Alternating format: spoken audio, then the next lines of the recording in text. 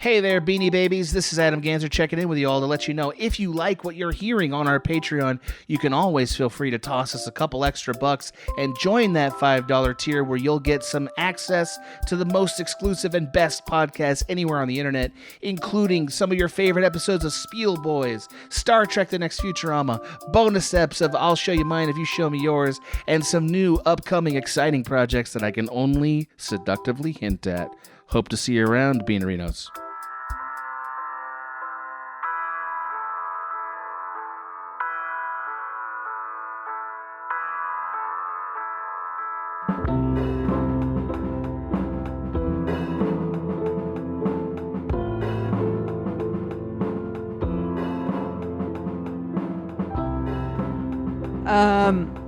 Hey, everybody. I love that I sound surprised every time I do this. Welcome to Rough Stuff, the podcast where me and my co-host talk about embarrassing stories from childhood. My name is Bridget Greenberg, and my mother took my photo for my fake ID when I was like 16 years old. Okay, that kind of fucking rules, actually. That's pretty sweet. It's pretty badass, but it didn't work. Spoiler alert. You gotta go to the passport office. Sure. Yeah. Yeah, for your fake ID? Well, yeah, I mean, it's to get the photo. Yeah. I'm Sarah Griffith. My embarrassing little tidbit is I lived the nightmare of walking into a women's room. There were teenage girls that were like kind of chit-chatting by the sink.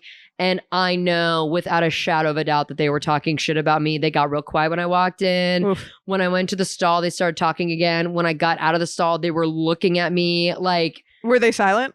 Yeah. Just staring? And then as I washed my hands, they started talking again. And I have gotten so close recently to outright looking at strangers and being like, hey, what's up? Yeah. And that was a time where I was like, I could fuck with these girls so bad if I just like, look, hey, how's it going? I think there's a thing that I am observing, and let me know if it's true for you, that in your 20s, you're a little intimidated by teenagers. As you get into your 30s, you're like, I should just fuck with them. Yeah. I think that's what happened to you here. I remember I this was happening. still in my 20s when this happened. So, yeah, so I was right on the threshold. You were like the youth. I'm now the one they're making fun of. And it's a little bit of a... And honestly, like it was a little intimidating because it was kind of like... The cool teens are talking about you. I mean... Well, and then I didn't know, like, I like checked myself out in the mirror because I was like, oh, maybe like I have something. Were you wearing skinny jeans? I actually do think I was, but this was back in like 2018, 2019. Okay. I don't know when we turned on the skinny jean exactly. What the timeline is. I think 2020 did it in once and for all. Okay. So there were probably whispers about it. We probably didn't know it was uncool. There were whispers. It was starting to be uncool, whispers. and they clocked you. Exactly. Yeah, I mean, I think I'm visibly a millennial in so many ways. Which brings us to the topic of conversation we're talking about. Yes. I would love to do this in unison, but I don't think we can. Should we try? Yeah. In a word, what are we talking about today? 1, 2, 3. Fashion! We did it. Wow. I was so afraid you were going to say clothes. Clothes. You went high and I went normal. Fashion! We just saw the Barbie movie, so let's talk about it. Let's talk about it. Just some girls, your girls talking just a about girls episode. edition fashion. Yeah, I mean, but really, what you're wearing can be the genesis of so many hauntingly embarrassing moments. I think for me, it's a good portion of it. I was and to some extent, in some circumstances, still do consider myself a poor dresser, but definitely when I was a kid, there was almost no circumstance where I felt comfortable with what I was wearing. No, as a kid, I always felt like this is kind of how I felt about indie music for a long time as well.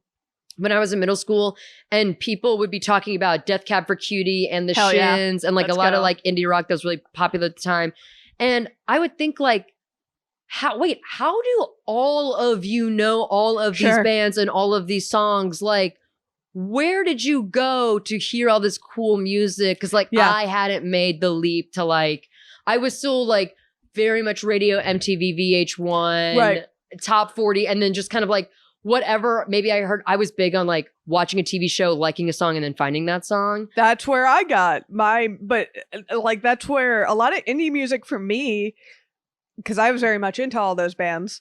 And my music tastes in some ways have never left that era of bands, but came from CW shows. Yeah, see, and the OC was kind of the only thing that I was kind of sort of watching in that realm, but I wasn't super into. But then once I learned, CW shows gave you the plug on a lot of indie music. Actually, you know what was an early plug for me? No kidding, what? Teen Vogue.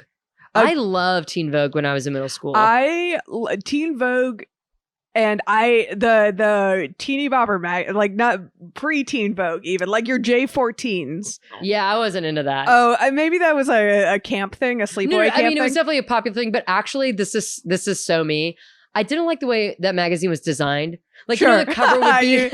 you were picking about the graphic design. The cover would be like a collage of different celebrities. Oh, yeah, like, horrible. I thought the photo shoots were tacky. Yes. But like Teen Vogue, like that was photography. Oh my God, I still remember. Annie Leibovitz Jr. Oh no, almost. They did a spread with like Daniel Radcliffe, Emma Watson, Rupert Grint. I remember. I think I can conjure this image in my mind's eye. There are like multiple photo shoots of the three of them from Teen Vogue and like other kind of like magazines like that. Yeah. But like it might be a Rolling Stone one I'm thinking of, but like same different. Teen similar. Vogue. There's a Teen Vogue shoot where they're in front of like a graffiti wall. They got spray cans. Oh, I love this photo shoot to this day. They gave them spray paint and it's photos of the three of them spray painting bullshit. Yeah. And then they're all posing in front of the spray paint. It's very like 2000s London punk revival kind of. Like, do you remember when that was kind of coming back into the fold? Monkeys and Arctic Monkeys is what exactly that kind of like for sure indie pop punk that was that was hot Rock, at the time. Kinks. And Teen Vogue really was my window into like Kinks. what the cool kids were into. The Kooks, not the Kinks. Not the Kinks. The 60s the Kinks, band. yes, but in a nostalgia way, the Kooks being the current iteration of the Kinks. The millennial version of the Kinks, the Kooks. Oh God, I've got a headache. Teen Vogue was like when I started to clue into like maybe what was cool. But then I still felt like somehow I'm like 3 months behind everyone else. I also and know what I think as a poor dresser at the time. I think time is on my side. Even though I dressed poorly at the time, and there were my mother dressed me a lot. My mother used to work in the fashion industry. She's a very fashionable lady. She's hip on all the trends. She used to be a trend forecaster. So I kind of like left that to my mom. Yeah, because I did not like any of the clothes. I didn't like shopping. I did. Oh, I still to this day. I still don't really like shopping. I still to this day going shopping. It's like dragging. I'm like a dog at a vet's office. I do not want to be there. I have like an hour window before I quit. Yeah, if I'm really need to go shopping, I got to go shopping by myself. I've got 2 hours max. And that does include a lunch break. And I wear clothes till they fall the fuck apart until like I physically can't wear them anymore. Yep. Because I want to avoid shopping that badly. Or sometimes I will wear an item of clothing so much. Yeah. I get a call from my mom. She says, you can't wear that shirt anymore. Oh, yeah, mom still... when I was on that game show, that dress, she was like, and now that it's been on TV, retire. Get rid of it. Oh, you can never wear it again. Yeah, I still have like, clothes, right. and you know, this might be my... this is embarrassing to admit. I still have clothes probably from when I was like 14.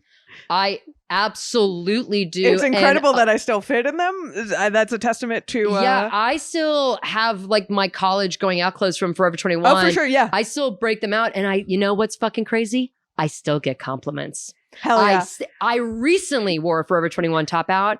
I posted it, fit pic. It was that kind of like rainbow tequila sunrise looking like bodysuit. Oh, yeah. So cute, so hot. So many people love that top. Thanks. I got it Forever 21 in 2017. You know what?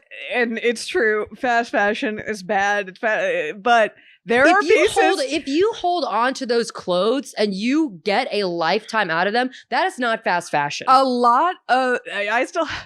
I can't believe some of those pieces have held up. There have been certainly stuff that I've worn from Urban Outfitters or Forever 21 or any of those shitty stores that... or Zara that have disintegrated the minute it touched my body. Sure.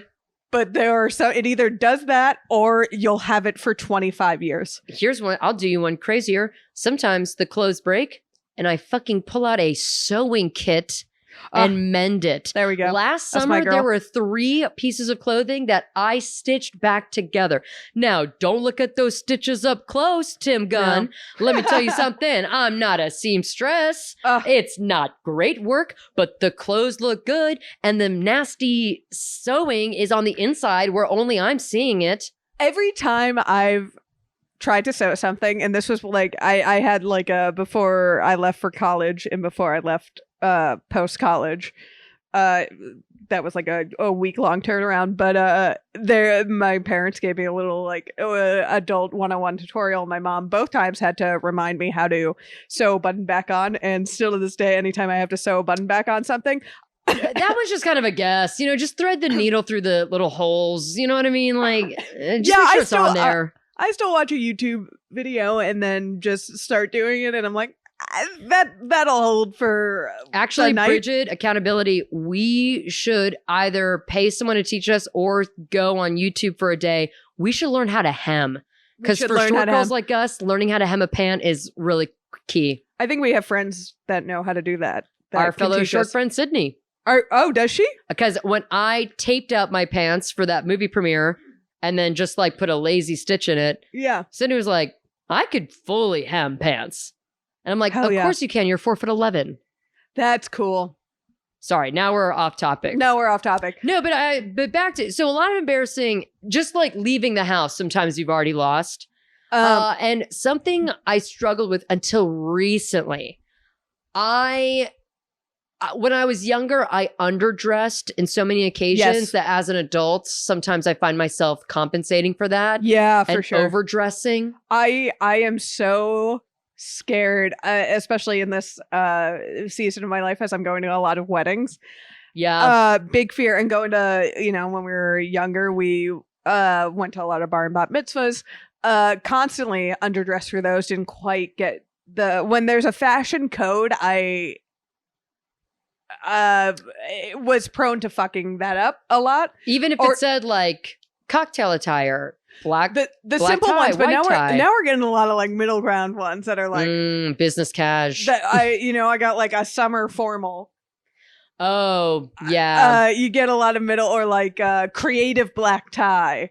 Okay. That you're Creative just like black tie. So you want me to dress like the Phantom of the Opera? Like what are you saying? I was like, I don't know what that means. There was one that said semi-formal and then said long dresses or cocktail dresses. And then there's such a big difference between. And this was an out of town wedding, so I like packed one dress that I knew was good, and then I was the only one in a cocktail dress, and I'm like, this is why you err on the side of. You cannot say you could like cocktail attire is the dress code. Yeah. That is you can't say business casual / white tie. No. White tie is what you wear to the premiere of an opera in Berlin. Right. Business casual is what I wear to most like work events.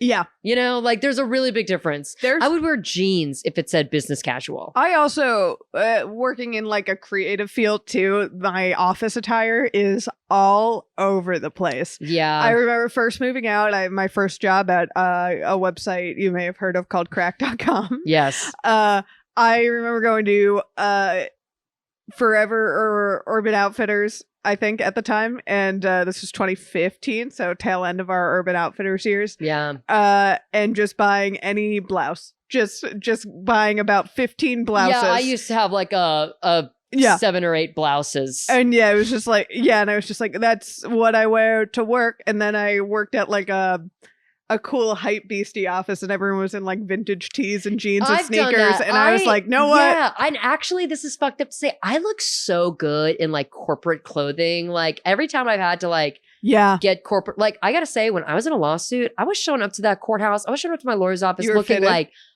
Reese Witherspoon. I was Legally Blonde, full, but like the like realized. I was wearing pink, but like I was slaying like a smart black skirt and a tasteful top. I was killing it in like my business professional. Oh, you know what I was? I was Olivia Pope on Scandal. Like, I was thinking well tailored, Andy well dressed. and Devil Wears Prada. Yes. Yes. Some of those fits are bad. So but some of them are great. They go from here's the bad to thing. great. When you dress trendy, you run the risk of having a look age poorly. But if you just wait long enough, the thing that you thought looked shitty 10 years ago, 20 years from now is actually going to look cool again. That's what I've discovered. Which is where we find ourselves now in our current trend cycle. In our current trend, I've always kind of stayed the middle of course. I think for a couple reasons. One, the fashion that was part of the Abercrombie and Fitch style, was bad. When we were growing up, it was not good, and I remember thinking, I don't like any of this, but this is like the knockoff versions or whatever. That's what teens wear. That's what I have to wear. I was wearing polo shirts. A lot of stores. Polo shirts. When the fuck would I ever do that to myself? I was too much of a tomboy to do the like ruffled mini skirt thing that everyone was doing. I had a couple of those. Yeah, that was a big one that I was like, I can't do that. But when I would dress in like whatever pant version they had for tomboys and girls who are uncomfortable in Bermuda shorts. Yeah. Oh, there were a lot of Bermuda shorts in my I wanted to pull out past. Bermuda shorts so badly. You really do have to be tall to do that. I think that is tall people clothing. That's a long leg. Because I've seen tall girls wear Bermuda shorts successfully. Oh yeah, there was the show Happy Endings. Yes. Jane on that show pulls off a Bermuda short like no one else. Yeah. Wish I could do that, but I am a short girl with an athletic build and got a thicker thigh. It don't work. It don't work. Well, my shin is like smaller than the rest. Like my knees, were the way my legs are set up.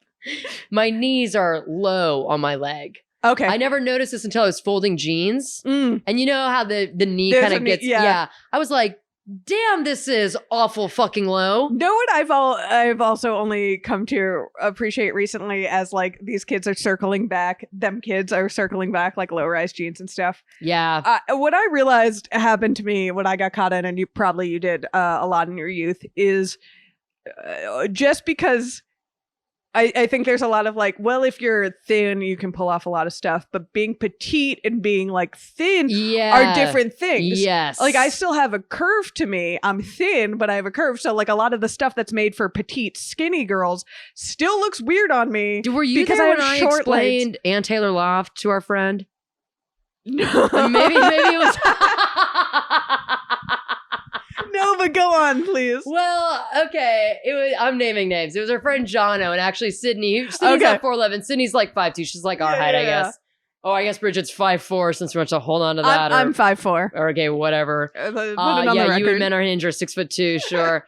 I don't know. I made a comment of like, actually, I think I got this from Ann Taylor Loft. And Joe's like, Ann Taylor Loft, that's where my mom shopped. And me and Sydney were like, okay, but if you're short, Ann Taylor Loft has a petite section, and clothing that is sold for petites, literally like the measurement of like the chest to the shoulder is smaller, like because literally sometimes clothing that is not built specifically for petite people, it's like it fits, but my arms are not this long. Like this is where like the jean goes like way too long, and then you got to roll up, which so many of my really bad looks from my youth is just like my clothes don't fucking fit.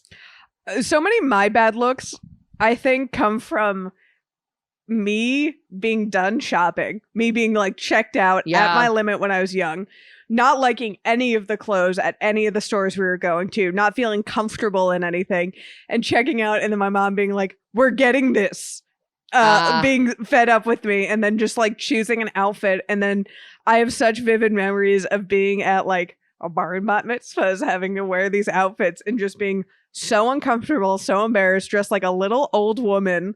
Because that's weirdly what a lot of the clothes were. They were like, well, petite remember those is code for old woman. Yeah, and also like, remember those like cardigans that were like cut out those. I wore them to many bar and bat mitzvahs. Yeah, those like short cardigans. Shrug. That were yeah, awful. Yeah. Yeah, with like capri pants because I didn't want to wear a skirt and like some top with weird fake lacing. Oh, the fake cami lace top, which is coming back in a trend. Yeah, and but I remember even when I would put those on and it was like a compromise between the mini skirt and I was still like, this is not right. I don't look right. I don't feel right. I don't like any of this. And I'm looking at myself in the mirror and I don't feel like it's still to this day. If I get a manicure and I like get my nails painted and I look at my hand and I'm like, that's not my hand. I still get that phantom thing. That's what I felt like wearing those clothes of like, that's not me. You know, I actually, crazily enough, I finally learned how to put my hair in a ponytail in 7th grade. I was late to that too. And I wore my hair in a ponytail so often that one time I was trying on clothes with my mom and she said, well, put your hair down for this. Yeah. And when I put my hair down, I looked at myself in the mirror and I literally said out loud, that's me. Because I had been wearing my hair up for so long. Like I had kind of like lost track of, no, this is what and like even to this day, I don't really wear my hair up all that often. One, I have great hair. Why would I fucking do that to myself? And then 2, also like, I don't know. It's like, I put my hair up. It's like long, like crazy hair. I prefer my hair down, but I'm surprised you don't have this problem because you have thick hair as well. I need it out of, there's so many times during the day, especially when it's hot out like it is today. I just need it out of, I need it out of the way. I manage that pretty decently well. I think also for me, moving to LA has kind of actually helped me come to terms with like my sense of fashion because also for a long time, like when I was in high school, I felt like I could wear anything I wanted and I felt very like in my style bag when I was in high school. Weirdly enough. Wow. Because everyone in my high school dressed so radically differently. Sure. There really wasn't a sense of like, oh, well, this is what people wear to school. Because bitch, we were wearing like stiletto heels to school some days, tennis shoes the next. Sometimes you have to dress out because you like, you know, you're painting something that day. So you're in coveralls. Like, or like if you're in dance, you're constantly changing clothes the whole day. So, I mean, it was just like such a hodgepodge of different fashions that I didn't ever feel like, oh, well, I want to wear what like the kids at school are wearing. I felt that way like in middle school. And I actually felt that way in college because I went to I don't mean to like generalize, but I just found in St. Louis, especially at my school, there was like the way to dress. And then any way outside of that way to dress, people would make comments on it. Yeah. And not in a negative way, but it's like, if I don't look a little bit like everybody else here, it's going to be a talking point and I'm not really interested in having a conversation right now. I was confused at how to dress for a while because growing up in Miami, obviously there is there is a lot of that of like that's a fashion city. It's a fashion city. You gotta dress out. You gotta dress out. It's a very dressy city too. And even when I went there for work, I packed a couple of slutty outfits because I know that's how y'all move. Yeah, and it's a dressy city. Like they don't really dress casually there. And I think I am in present day Bridget in my best style bag when it's like a casual dinner with friends, a movie night, a game night. Like that's when I have my most options. I can put a fit together the best. It's just like a casual evening out. That's not Miami. That's not a thing there. So never felt comfortable there. Never felt comfortable with like the early mid-aughts fashion that existed. That was on trend when I was growing up there. Then for college, went to Philadelphia, which was another just mindfuck. Took me forever because cold weather city. Yeah. You don't dress for seasons in Miami. They're like, that's not really a thought in your head. Like you have a hoodie if it's cold, but like it's not a plan. And I didn't realize the sweaters you buy in Miami are not the same. Not the same. There's a different weight to the clothing. There's a different weight. I had no idea how to dress for the winters. I like remember going with college friends and being like, what is sweater? What is layer? Like, that was hard. That took me a long time to figure out how to like leave the house in a sensible way, and did not know how to wear a sweater or what was a warm sweater or and people would make fun of me like this scarf, it's so dramatic, like you're seriously wearing like a floor than a coat. It's like I am cold. Yeah, I didn't know when I was I don't know what you want me to say. People have so many jackets. I love a jacket now, but people had so many different kinds of jackets and coats. Because here there is weather within the same day. Yes. Like it'll start cool, it'll get warm, it'll freeze at night. So like actually it is kind of nice to have like, now I have that plethora of jackets and stuff. But also in college, like you're not in your car. I mean, you're walking to class and shit. Like, Yeah. you're in the element. So, like, you need to be prepared to be in the element. Yeah. College, it took me a while. Yeah, I don't think I like truly figured out how to dress until mid-20s. Yeah, I think I really coming to LA, I finally got comfortable because LA to me felt a lot like my high school. It's like, oh, well, it kind of doesn't matter because like everyone's wearing all kinds of different degrees that's of what really endeared dress. me. Like the really like wealthy, elite, whatever, they are the ones showing up in like leggings and a workout top and hair up and they don't give a fuck. And then you, what I've always said as a woman is you could really wear anything you want if so long as you have a full face of makeup.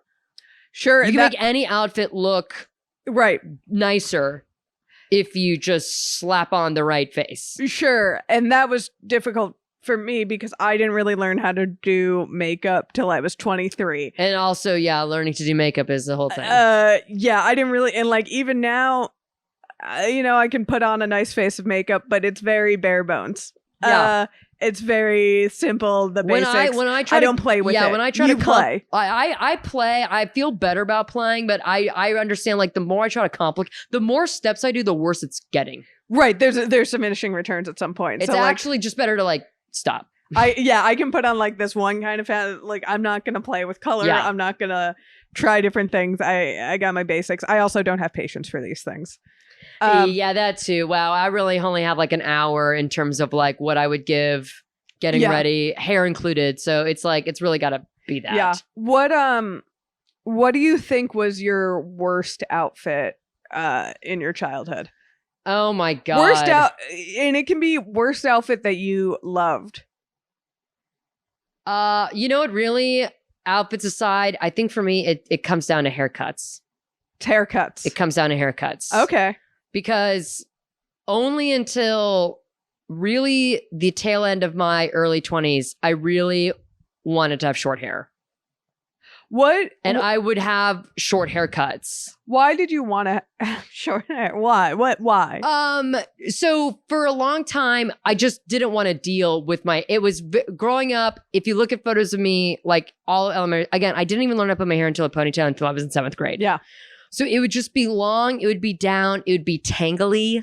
Yes. Okay. I really didn't have any kind of the reason my hair is up so often. Yeah, I really had no awareness of like how can I, because like I was playing flag football, I was playing sports, I was getting dirt, like I was moving, my whole body was moving in the mud, and in part like my hair, and I was convinced.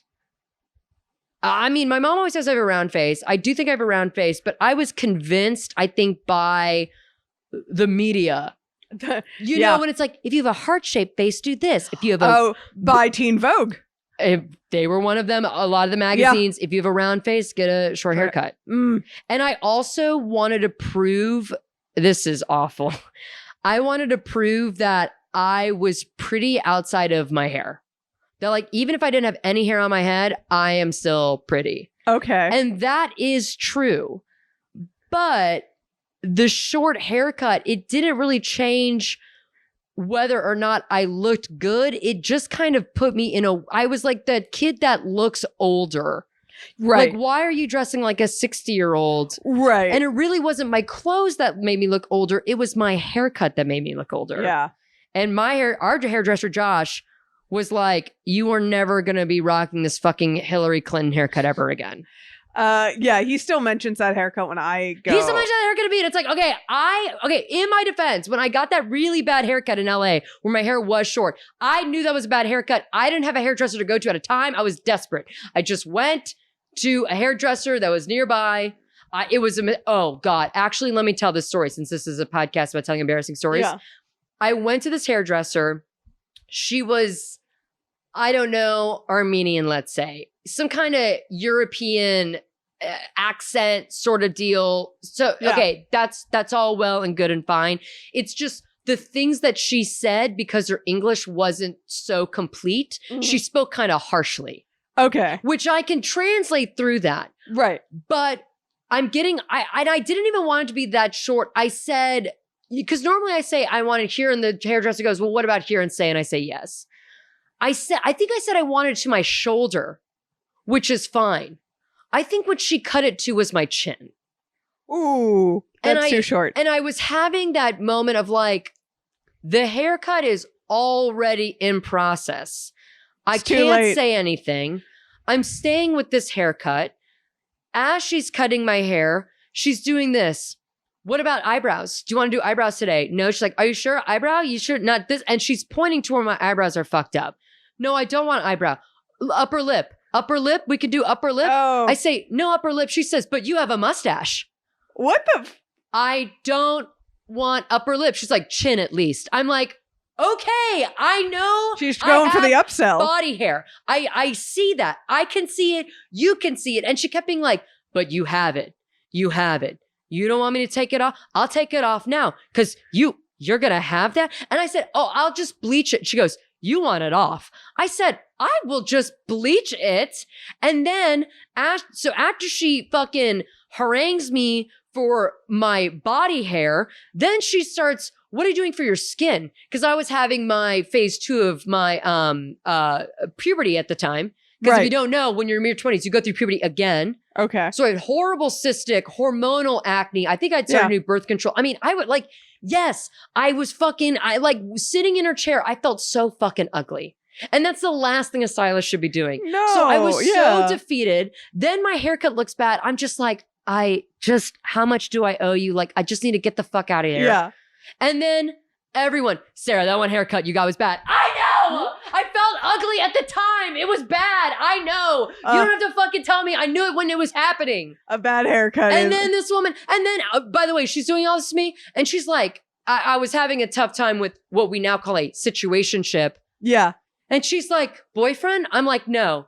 She's like, well, with mustache, no, right? I'm like, bitch, shut the fuck up. She was bullying you. I think she was going for the upsell. She was going for the upsell. And I think there was part of it that was like maternal. Like she was an older woman. And sometimes your mom can be like, gee, lose some weight. Or like, oh my God, never wear that. You can be kind of harsh with women. But it's like, right. I am a customer and a stranger. And you're giving me a bad haircut. And you're telling me I have acne and a mustache. And I know that I do. I'm actually very self-conscious about it. Yeah. Fuck. That sucks. That's a bad experience. And then the other time I got my hair, a few other times I got my hair cut short was for Locks of Love. Oh yeah, I did that. And I cried the first time I saw her cut really short, but then everyone hyped me up like, no, it does look good. Yeah, I had that. I don't know. I've just been through a journey. And now when I said like I'm now clockable millennial for the rest of my life is because I think for the rest of my life, I have to have long wavy hair, which is a millennial look. Is it? That painfully millennial look. All right. Just because my hair is parted close to the middle, the long wavy, like my kind of hair specifically, that's a millennial. Here's, the hard and fast rules are stupid because I don't. And true. And I don't look good with the middle part. And I don't look good with short hair. I did the Locks of Love thing too. I think I've talked about it on the podcast. Those pictures don't exist anymore for a reason. Yeah. I have a very long face. I have a long head. The short hair's not going to work. I want to wear short hair so fucking bad. And the middle part doesn't work. I only recently stopped, or not. Pandemic was a great time. This was definitely early aughts culture to stick straight hair. Yeah. You needed stick straight hair, and I didn't know what to do with my. And that also is why I just cut my hair off, because it's like, I fried my hair to death. Even to this day, if I straighten it, it's not going to stay straight. Especially growing up in humid Houston. Growing up ass. Well, growing up in Miami, it was like the mitigation technique, because it was gonna frizz up. But if I started from my natural starting point in Miami, I would, there's just like, you would get stuck in my hair. Things would get caught. It would have its own center of gravity. I did start doing my hair just because of that. It's like, if I don't at least put a base in here, it's really never going to look like anything. You gotta mitigate somehow. Otherwise, it's just going to turn into a really bad. Yeah, it's going to have its own orbit. And I have dry skin and dry scalp as is. Yeah. So I blew dry my hair straight for the longest time. It wasn't until the pandemic that I was like, I'm going to be inside. Embrace I'll train this hair to behave. I've trained my hair now. And I've trained it. I'm glad I did. I think my worst fashion mistakes were definitely one. I mean, I was in brothers hand-me-downs for too long, and I think I ate some bad graphic tees. Remember the junk food tees? Oh yeah, God, how much I would wear those today. I had so many junk food tees.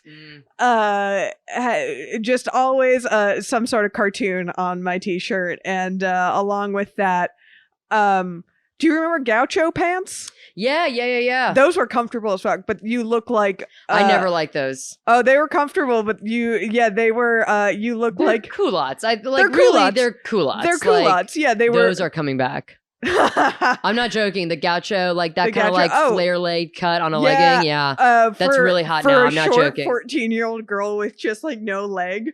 I was just in these like flowy pants that look like I was a elderly woman who lived in the woods, and a t-shirt with like Oscar the Grouch on it. Yeah. I loved my Oscar the Grouch t-shirt so much to the point where randomly my parents, being the sweet, kind-hearted folk they are very susceptible to targeted Instagram ads. Oh no. Very, very susceptible. So they get stupid t-shirt, shitty clothing lines targeted at them, and they will never hear this note, but they will never stop sending me t-shirts with Snoopy on them. Aww. Or cartoon characters, and I'm like, I thought you were getting the shirts that's like, my name is Bridget. Oh, they did send me that. B for boss. Yeah. R for right on. I do have that got sent to me too. We see those on Facebook.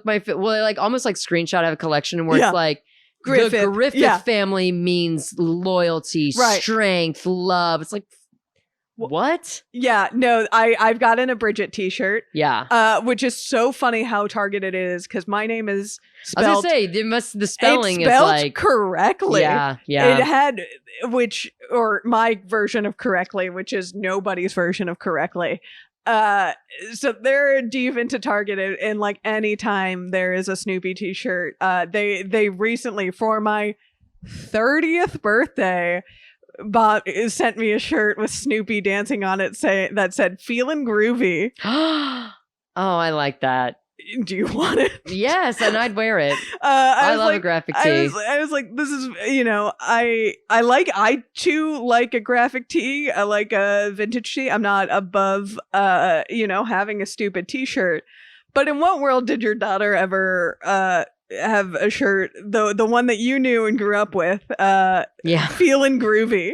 Yeah, that's maybe not you entirely. That is me, but that's not you. Yeah. I also talking about like growing up, like don't like fashion, don't like shopping.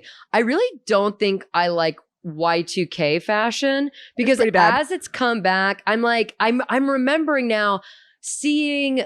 Like I didn't watch Sex and the City, obviously, but like seeing clips from that show. Oh, my mom did, and I remember thinking they don't look good. I like seeing like quote unquote fashionable women and being like, I think all of this looks hideous. And now that it's coming back into trend, I'm realizing now, oh no, I think I just don't like. I don't think that is, because at the time I was like, oh well, if that's what fashion is, then like like that brown. They loved that brown color, and like that teal blue. Brown and blue. Yeah. That was the color of my bat mitzvah invitations, for that brown and blue combo. The first bat mitzvah I went to, I was wearing that, and I never really liked that. I never liked it, but it was so in the brown. I think like circles were really big, kind of like polka dot, not polka dots per se, but just like big circle prints. Big chunky kind of pattern, a lot of chunky stuff like that. I think the skirt above jeans, the layering upon layering but upon then layering. For me, like when I learned more about like what real everyday people were wearing in the 60s and 70s, I'm like, okay, so this is more my bag. Like I think this is more sure, jeans and t-shirts. Essentially, yes. But like, okay, the color scheme here, the way clothes fit. Yeah. Also watching a lot of RuPaul's Drag Race, and yes, Project Runway, like the even though like it took me a while to pick on the vocabulary, now I do find myself being like, okay, but what's the silhouette? If I'm tight on top, I should be loose on bottom. Like what works well together? I have become, I think maybe 2020 might have inspired this from me, but just like in recent years, I've become a little bit more hip to like building an outfit, like really taking pride in like, well, what goes well? I've been talking about this. Like, I'm kind of rebuilding a wardrobe now where I have like almost like a capsule wardrobe, but it's like I have staple pieces I can mix and match.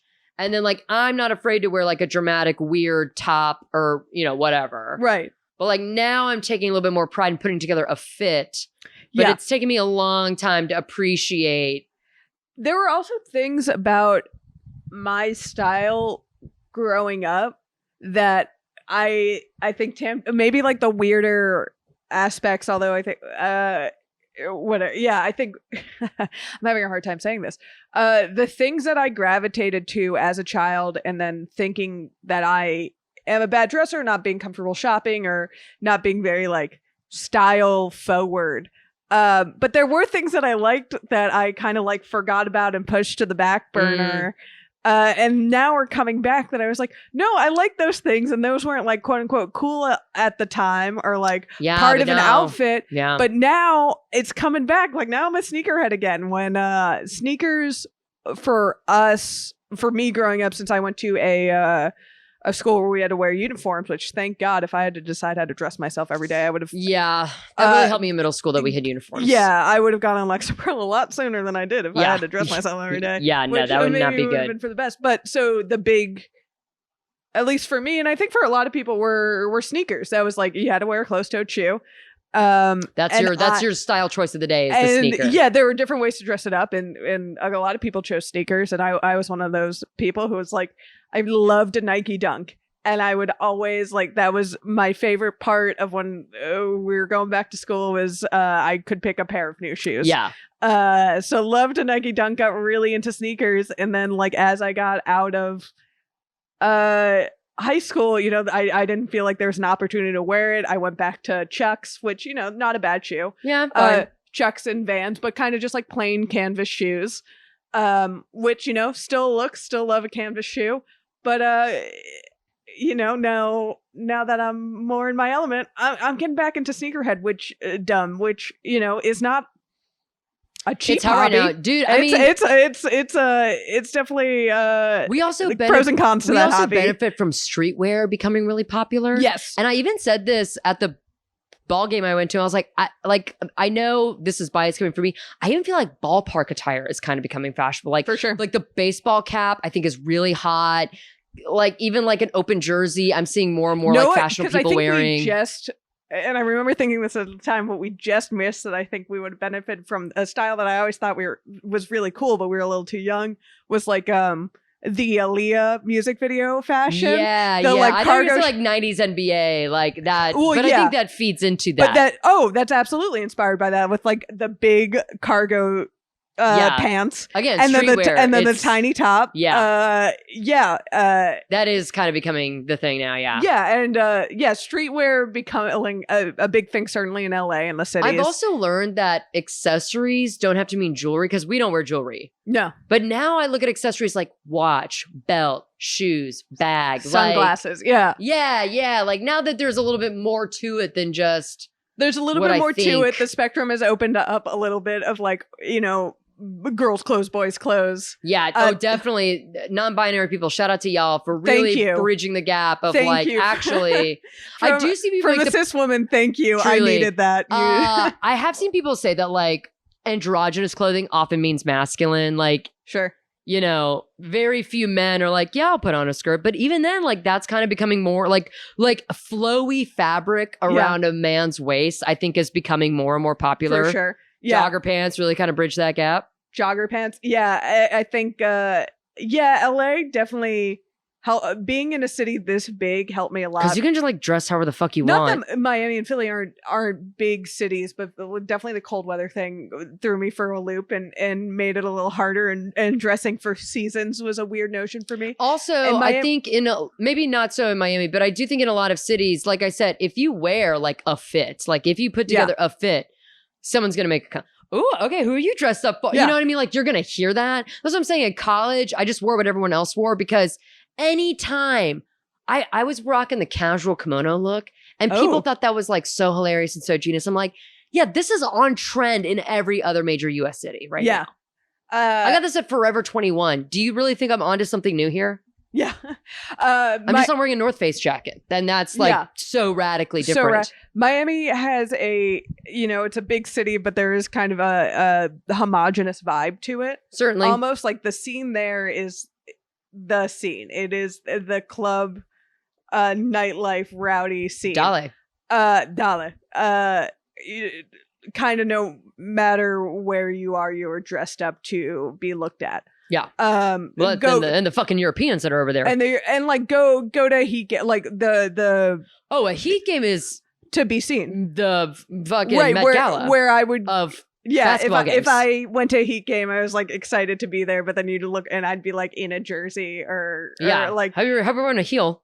Yeah, but and I wasn't, and I was like underdressed for a Heat game, and I was like, I gotta get out of the city. And what I've come to appreciate so much about LA is it's such a big city that you will find your niche no matter. Totally. You can find it. Well, the different neighborhoods have different dress codes. The different neighborhoods have different dress codes. And like what I have also appreciated, because there's like, you can go to the fancier, bougier, Hollywood sceney part, or there's like a real outdoors culture here, which didn't exist when I grew up, where I grew up. Outdoors culture was boating culture. Yeah. But same. Well, again, and everyone knows that like the actual important people are like, they don't give a shit. Like they're just dressed like whatever. Yeah. I think the kids are calling it quiet luxury. Quiet luxury. I like that. Yeah. I would like to live a life of quiet luxury. That's what they call the Succession fashion. It's like, yes, Kendall Roy's baseball cap. Oh, it's that one brand that their big thing is they make unbranded clothing, but it's still like $1,400. Yeah. For some, I can't think of the name of this fashion flex, brand. An unbranded baseball cap is a flex. Yeah, and it's like, even though it's like jeans and a t-shirt, like that outfit still costs like $3,700. Yeah. But yeah, I mean, you find yourself as you get older and feel more comfortable with what you like and don't. When I was a kid, I just had such ideally. As a kid, I just had such a hard time because I liked nothing. I didn't want to shop. I was uninterested in it. I had a mother who was very interested and picked out clothes. If your mom worked in fashion, though, like certainly my mom had an opinion, but like it would be kind of hard to trump someone who's like, no, I'm telling you. Oh, and there were stuff. This is the next big thing. And there's stuff she picked out for me that she was like, I am telling you, this is what people are wearing. Like so certain, and so.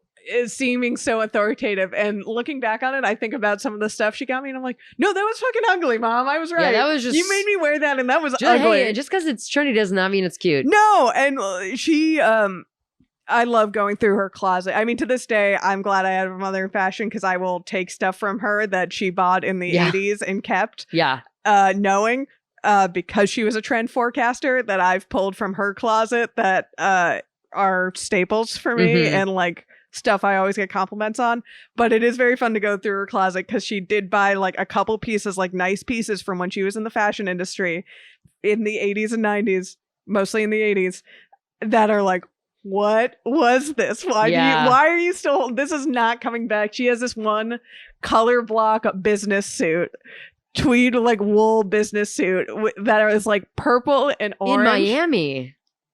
Yeah. Well, this was in New York. Oh, I was like, Jesus.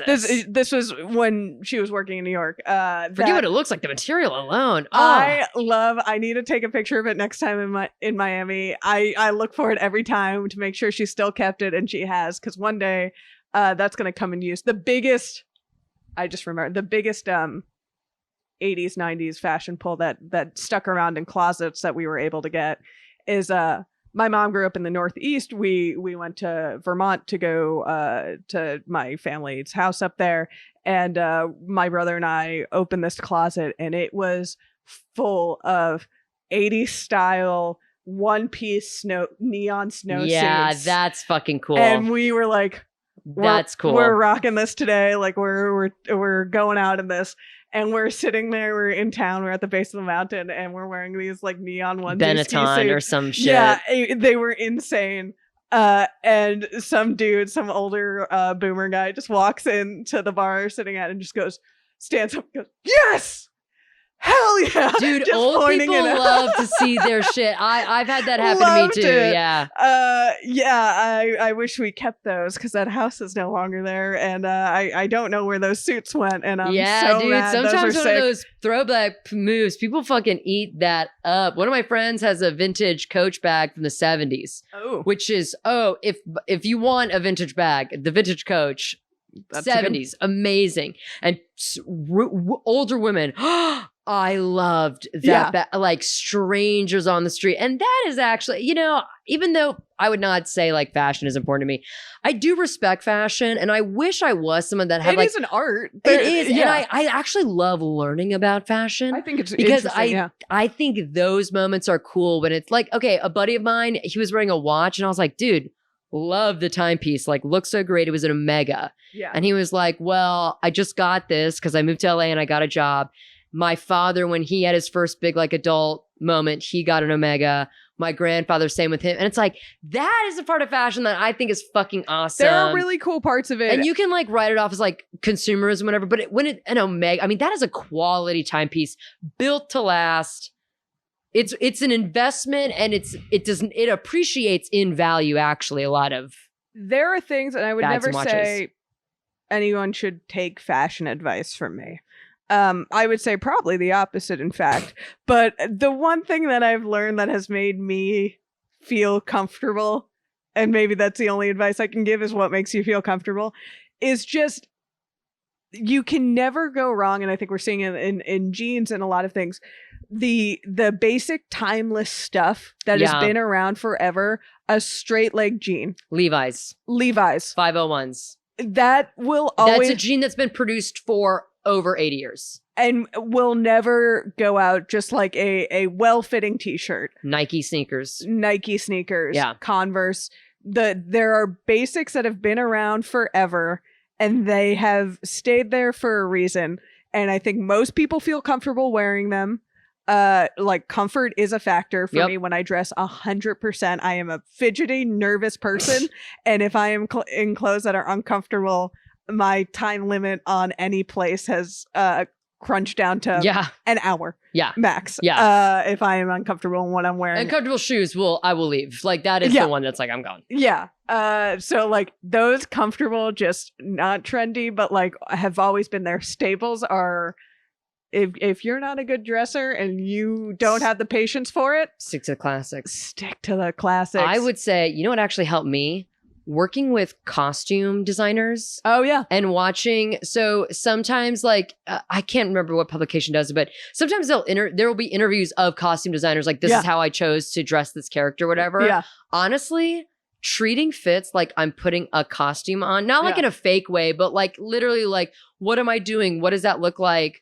What do I need to be able to do? Like things that a costume designer would ask themselves, like, well, they're dancing so that they need to be moved and it's going to be this kind of temperature. So keeping that, like those little decisions and Yeah. actually like, creatively, I have really, because to me, yeah, like the creative aspect of fashion, I struggle with, but like you, practically I can put together that much. Right. And learning from costume directors and designers Learning for really helped me kind of like, fashion is more fun for me now. No, what I love from being on sets with costume designers, Yeah. what I have learned almost more than anything is it's not so much the piece itself, but how you style it towards your body. Yeah. That was a big thing with t-shirts for me. Like I love wearing a t-shirt. I love a cool t-shirt. My t-shirt drawer is, I have to shove it shut. Yeah. You could pull off you just got to learn how to style it right for your body. Like yeah. And the occasion, you know what I mean? Like and the occasion. sometimes you want to tie it up, get a little cute. Other times it's kind of a nice loose fit. Sometimes it's a loose fit. Sometimes it's a tuck in a t-shirt, French tuck a t-shirt. That's my move. That's like one of my biggest moves. I Yeah. didn't learn about tucking t-shirts, and that can really go a long way for a See, short because it person. creates a waist. And Because this is it what I'm create- talking about when I for- say silhouette. For a short person, you tucking a t-shirt can go a long way. Yeah. A little tuck somewhere. This yeah, but This is now unsolicited fashion is advice after we for- just talked about how much we actually don't like it. there was also one time, I think I told this story on the podcast. I'm so like aloof to fashion that I was walking into a bat mitzvah. I was like 14 years old or something like that. And we had one of my dad's friends come into town. It was a family friend's bar mitzvah for this one. And we're walking into the temple, and I'm a little ahead.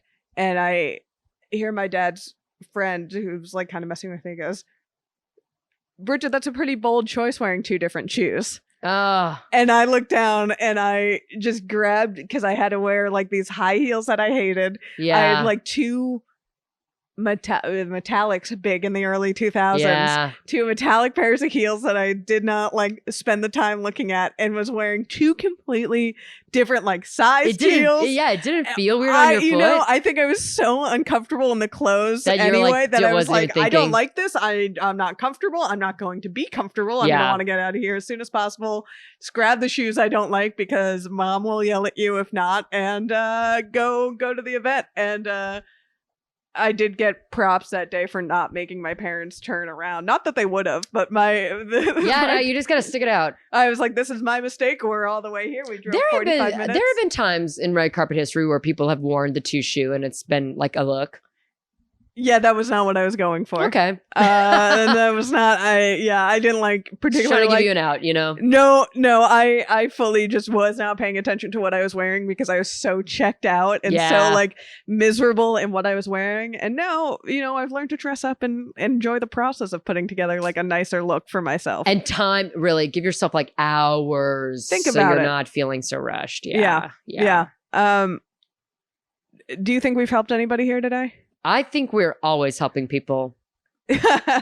Yeah. Always. Whether we're talking about this or the Fast and the Furious. It we helps are doing people. Good. Take a fashion advice from 2 people who didn't learn to dress. Fashion advice from a podcast where you're not even looking at us. Famously an audio medium. I'm wearing a shirt with holes in it that I got for free. Fit check. Actually, I got a little Kimpossible look you got going on right now, but my shoes right look now. crazy. I'm wearing my house shoes today. This is true. You came to my house, so I showed up. You know, I didn't have to put on an outfit. This is what I found today. Whatever. Well, thank you for listening. Thank you to our patrons. If you are not a patron and you want to check out our Patreon, a lot of really good content, very affordable. If you've got a little extra chunk of change, I say become a patron. We love reading the comments. We love the community. So get a part of that. If not, continue to listen to us for free now, like you're doing. Or maybe not. And if you're not, thank you. Twitter until I'm not on Twitter at SK_Griffith. I'm also on Instagram at Sarah Griffith, just in case. I feel like now we have to give 2. I know. Because I'm on TikTok. Try that. She's on TikTok. SK_Griffith. She's blowing up on TikTok. Actually, one of you listening right now has commented multiple times on my TikTok, and you were on a TikTok live. I want to say shout out to you. Hell yeah. Because somebody commented, they're like, oh my God, I've been watching your TikTok forever, and I think your voice sounds familiar. You are the host of The Cast and the Curious. And I was no way. I am. That is exactly who I am. Yeah. That's awesome. And this person, I'm sorry I'm forgetting your name, but they mentioned rough stuff on my last TikTok live. So that's so cool. So yeah, I'm on TikTok. Follow me. Fuck Twitter. Go to TikTok, SK_Griffith. Same as my Twitter. I'm not on TikTok. My brain can't handle it. But I am on Twitter at Bridget Tweets. I'm on Instagram, but I don't really think, whatever. Bridget_Greenberg. Sometimes I do stuff on there. That's just for follow the masses. Patreon. You'll find us. I think Bridget also has a website, as do I. Like, just Google us. I think if you really need to know what's going on. If you really need to know what's going on in our lives, we're available. But again, thank you for listening to this podcast. We'll talk to you guys next time.